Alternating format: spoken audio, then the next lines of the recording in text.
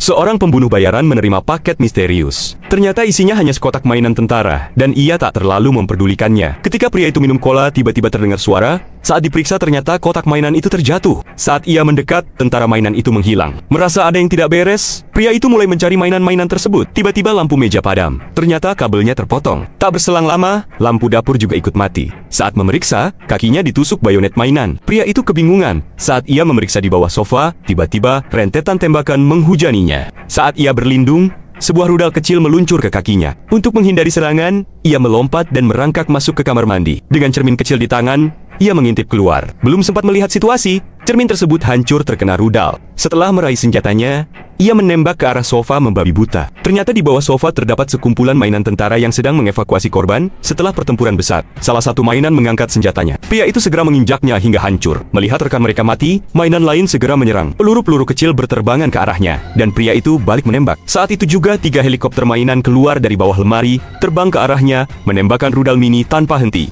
Melihat serangan yang begitu brutal, pria itu menembak balik. 1 helikopter berhasil ia hancurkan, tapi 2 lainnya menyerang lebih ganas. Ia kembali bersembunyi di kamar mandi. Namun belum sempat bernapas lega, pintu kamar mandi meledak dihantam rudal, dan helikopter kecil itu terbang masuk melalui lubang pintu. Pria itu membungkus helikopter itu dan menghancurkannya. Lalu ia segera menembaki helikopter lain. Menyadari keadaan tak menguntungkan, helikopter itu pun mundur. Ia kemudian melempar mainan ke toilet dan menjatuhkan pengering rambut yang menyala. Percikan listrik membuat semuanya mati seketika. Saat suasana kembali sunyi, ia mencoba mengintip. Tiba-tiba ia diserbu dengan lebih ganas. Ternyata di luar sudah menunggu helikopter tadi. Untung saja ia cepat menembak dan menjatuhkannya. Pria itu melihat tentara mainan bersiap menembak dengan meriam dan sedang menunggu perintah. Ia lalu mengaktifkan mainan bebek. Suaranya menarik perhatian para tentara. Saat mereka mendekat, pria itu menyemprotkan tabung pemadam. Ia lalu menyalakan korek api dan membakarnya. Dalam sekejap, para tentara mainan terbakar dalam kobaran api. Setelah pertempuran panjang, akhirnya pria itu berhasil menghancurkan semua tentara mainan. Saat ia berendam, tiba-tiba tangannya terasa sakit. Ketika ia mengangkatnya,